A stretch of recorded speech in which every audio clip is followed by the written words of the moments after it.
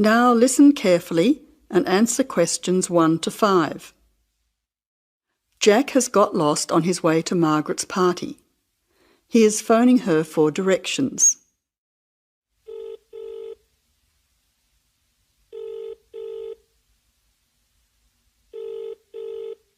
Hello, is that Margaret? Yes, who's speaking? Margaret, it's Jack. I think I'm lost. I can't see a signpost and... Jack, so where are you now?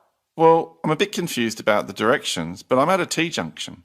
What can you see around you? I can see a pub on the corner. Can you see the name of the pub? Wait a minute, let me see. It's hard to see in the dark. Yes, I can read it now. It's called the Lion's Head. Oh, the Lion's Head. Okay, well then you're not too far away. Go straight ahead through the traffic lights to the next T-junction. Sorry, I didn't hear you. What did you say? I said just go through to the next T-junction. Okay. Now what? Well, there's a park in front of you and a large 2-story building on the corner. Yes, I can see them. Okay, so now turn left. Hang on, you're coming up the street, so you'll have to turn right. Okay, got it. What's the name of your street? It's Wesley Street, Wesley, number 70. We're the 5th house on the left. You should see a red letterbox and some bushes in front of the house. Okay, 5th house, number 70. I should be there soon. Am I late for the party? It sounds like things are happening there. No, it's only just started. That's good. I should be there in the next 10 minutes. See you soon. Jack hangs up and walks on. 7 minutes later, he calls Margaret again, as he still can't find the house. You now have some time to look at questions 6 to 10.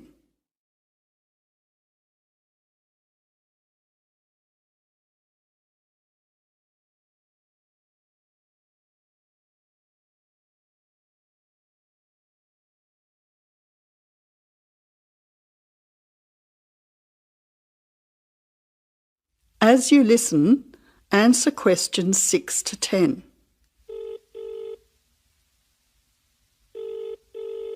Who's speaking? Hi, Margaret. It's Jack again. Sorry to bother you. Listen, would you mind doing me a favour? Of course, what? Could you tell Mike I have got his camera? I've tried to send him a text message, but it's not going through. Oh, he's not here yet. Oh dear, he said he'd be there early. He might be lost too. Okay, I'll call him. What's his number? 0482 563379. Oh, so that's 0485. No, 0482 563379. Okay, I'll call him right away. But where are you now? Well, I'm in your street, but I still can't find your house.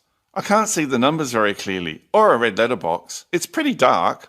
I thought you said it was easy to find. Oh, okay, wait there. I'll come outside and get you. All right then, and don't worry about calling Mike. I'll try to call him now. Hang on, there's someone coming down the street. It looks like Mike. Oh, and I can see the letterbox now. It was hidden behind a bush. See you soon.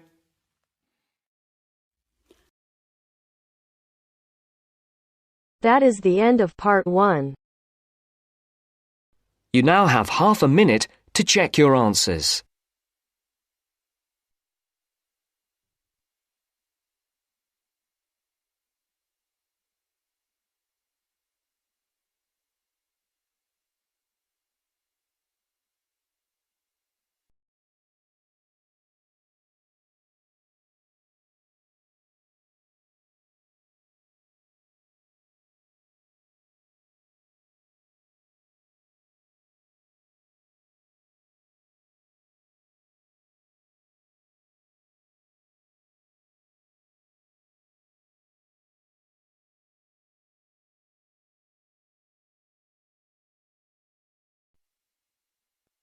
Now turns to part 2. Part 2. You will hear the Overseas Student Officer talking to some new students about the arrangements for an excursion to Ironbridge. First, you have some time to look at questions 11 to 15.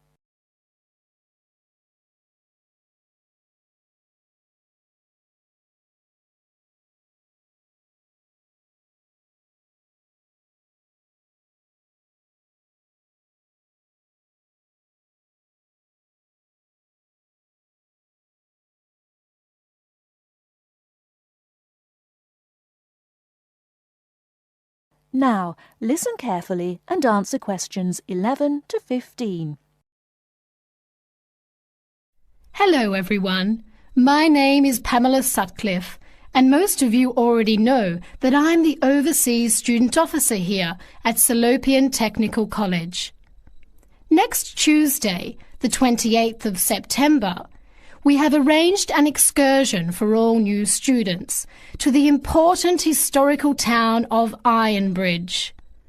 We are hoping you'll all come because not only is the history of Ironbridge very important and interesting, but also an excursion like this is a relaxed and fun way to get to know each other.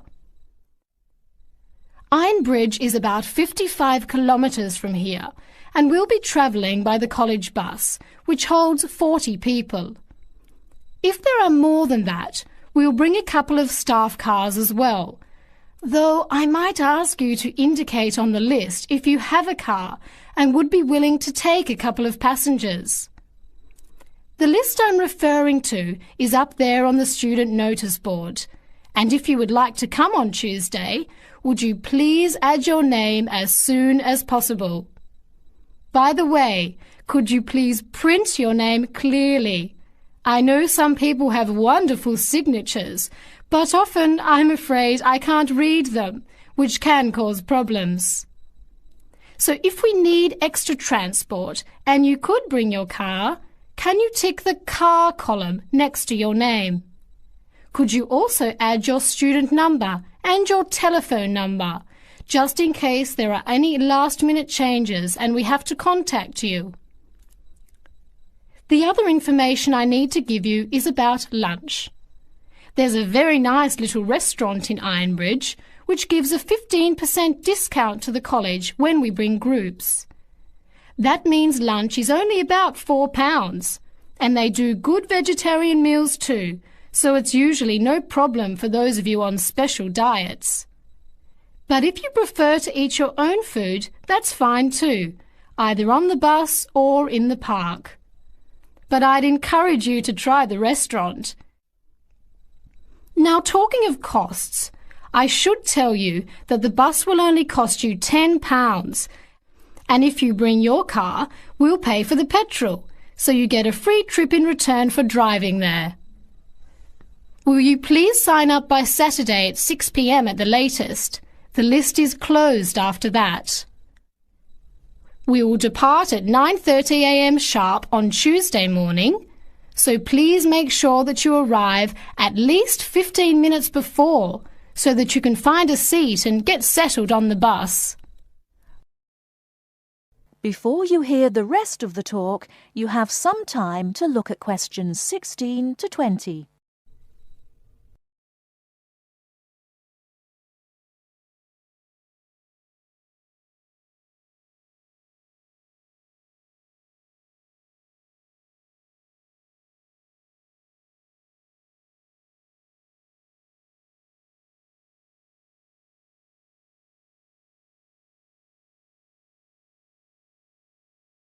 Now listen and answer questions 16 to 20.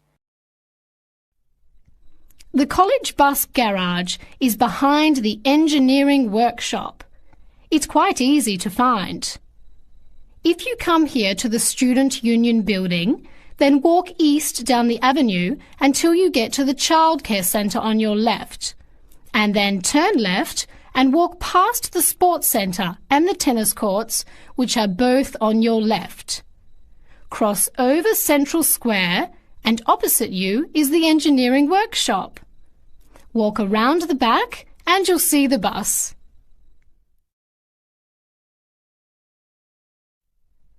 Please wear comfortable shoes, as we'll be walking around Ironbridge and be on our feet for most of the day.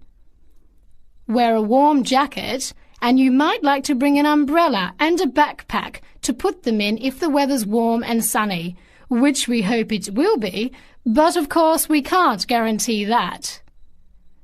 Certainly bring your cameras and any snacks or drinks for the bus journey there and back, which should take about an hour and a half each way. You should all check the notice board on Monday and we'll also put a note in your mailbox to confirm arrangements, so don't forget to check it. Now, why are we visiting Iron Bridge? Well, Iron Bridge, as the name suggests, has got the original iron bridge. That is, the first ever iron bridge in the world. It was the birthplace of the Industrial Revolution, and for 40 years it led the world, as Britain changed from an agricultural society into an industrial one. It's hard to imagine today that this pretty, sleepy little tourist town was one of the most important places in England for over a century. Just imagine, 200 years ago, people from all over Europe and even North America came to Iron Bridge to learn about what was then the latest technology.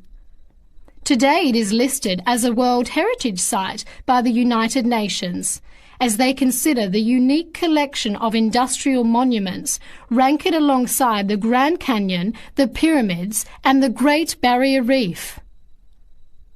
One place that's fun to visit is Blist Hill, which is a reconstruction of a small Victorian industrial town where people are working and living as they did 100 years ago. I hope you'll enjoy the day. It's been a very popular excursion in previous years, so I'm looking forward to going again next Tuesday. Now don't forget to put your name on the list as soon as possible. That is the end of part 2. You now have half a minute to check your answers.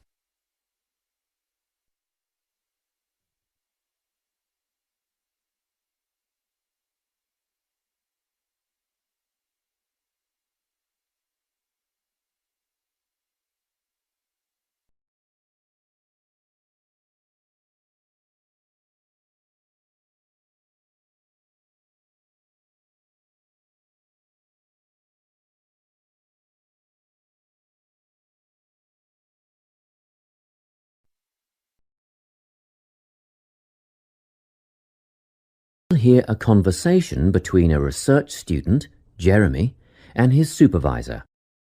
They are talking about the process of having a research project published in a journal. First, you have some time to look at questions 21 to 25.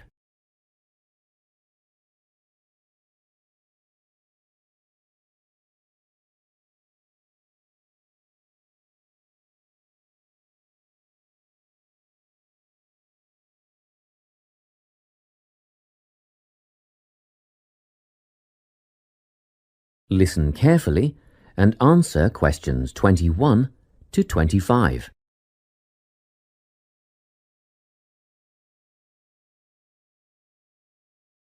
So, you're nearly ready to submit your article to an academic journal, are you? Yes, I think so. I just wanted to go over all the things I need to do before I submit it. And then I wanted to go over the submission process with you. Great. So, firstly, you need to write an abstract. Make sure it's short and concise. Of course. I forgot all about that. And what about key words? Yes, a lot of students overlook this part and just jot down whatever comes to mind. But take some time to make a list of key words that are accurate and relevant. Okay. Another thing. Could you have a look at my article before I submit it? Absolutely. Actually, at least 2 senior staff members should always read through a final draft before submission. Do you mind if I give it to Professor Johnson to have a look at as well? Not at all. I'd be glad to have the feedback. Do you know which journal you want to submit to yet? Not yet. I have a short list of about 3 that I'm interested in. Make that decision soon, because you'll need to adjust your article so that it matches the style guide of the journal you are submitting to. I bet that can take a while. Yes, but after that you are just about ready to submit. One more thing, you'll have to sign the copyright form, just confirming that it's your own work, and then you're good to go. Before you hear the rest of the conversation, you have some time to look at questions 26 to 30.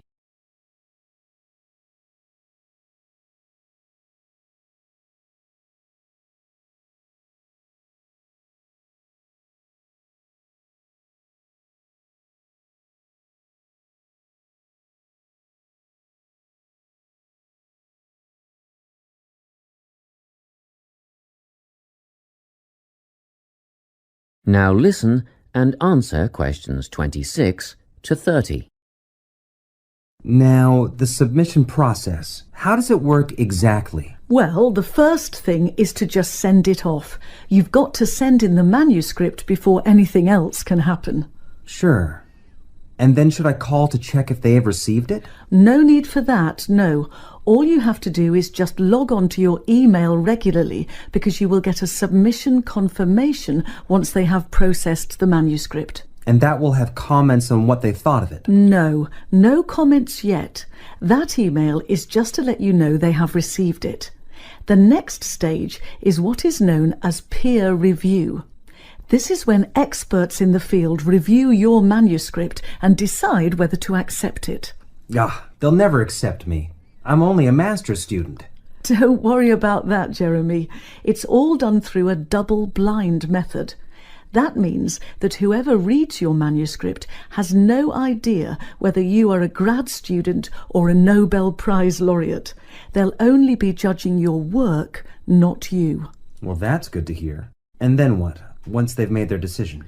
Well, there are 4 possible outcomes. You might get an acceptance, but a first-off acceptance is very, very rare. Don't pin your hopes on it. You could also get a rejection, but these don't happen very often either. I don't think this will be a problem. What do you think I'll get? If you're very lucky, you'll get a conditional acceptance. This means that they've accepted the article and it will be published, but you need to tweak a few things first.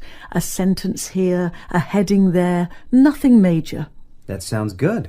But to be honest, you will probably end up with a revise and resubmit. This means they are definitely interested, but you will need to rework the paper before it's accepted. The necessary changes will be outlined by the reviewers. Okay.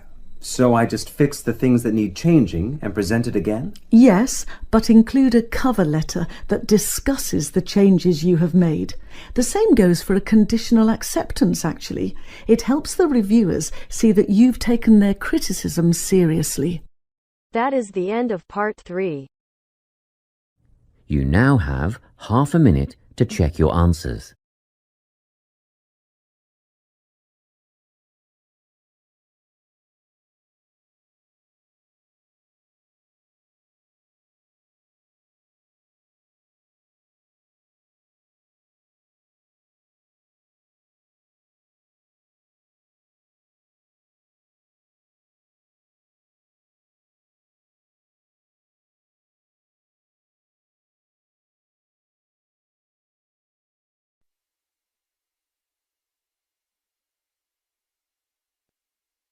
Now turns to part 4. Part 4. You will hear a speaker giving a talk about some recent research about unusual life forms. First, you have some time to look at questions 31 to 40.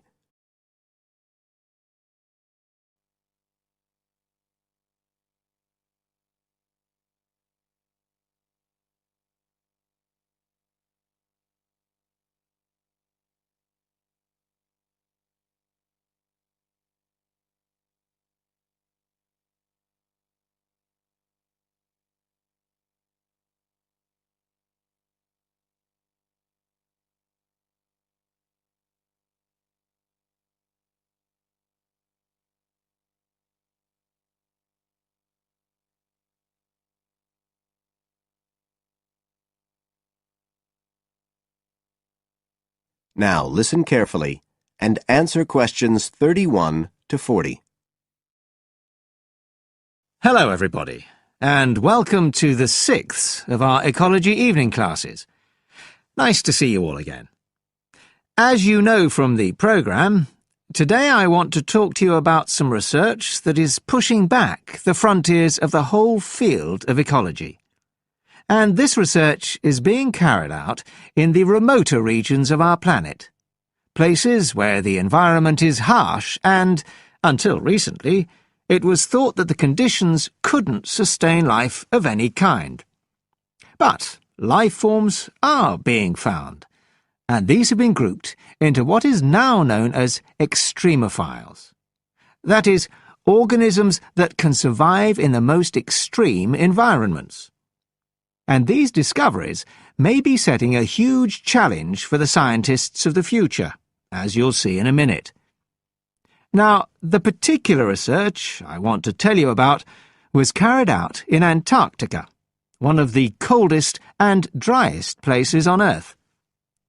But a multinational team of researchers from the US, Canada, and New Zealand recently discovered colonies of microbes in the soil there where no one thought it was possible. Interestingly enough, some of the colonies were identified as a type of fungus called Bouveria bassiana, a fungus that lives on insects. But where are the insects in these utterly empty regions of Antarctica? The researchers concluded that this was clear evidence that these colonies were certainly not new arrivals. They might have been there for centuries, or even millennia, possibly even since the last ice age. Can you imagine their excitement? Now, some types of microbes had previously been found living just a few millimetres under the surface of rocks, porous Antarctic rocks. But this was the first time that living colonies had been found surviving, relatively deeply in the soil itself, several centimetres down, in fact.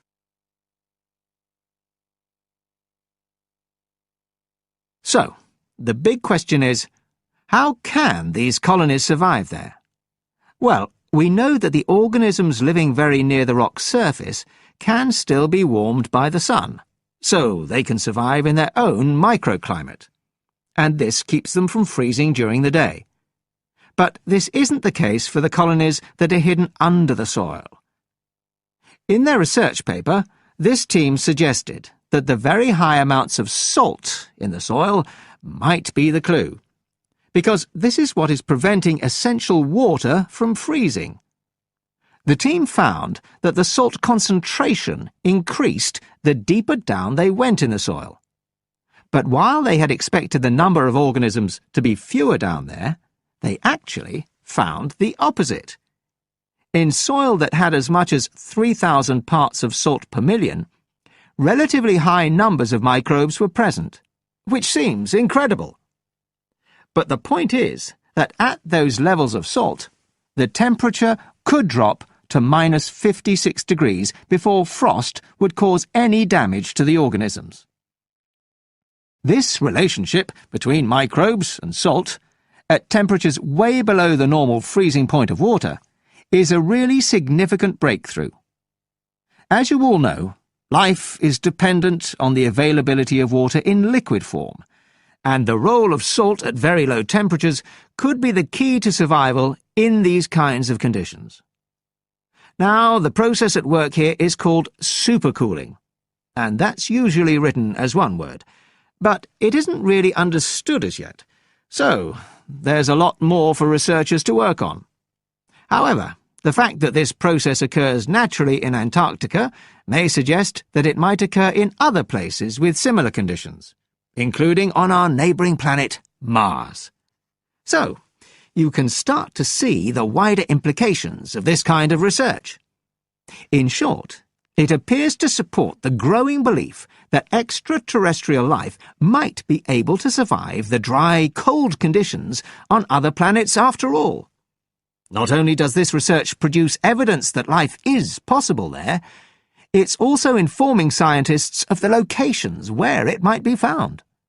So all of this might have great significance for future unmanned space missions. One specialist on Mars confirms the importance of the interaction.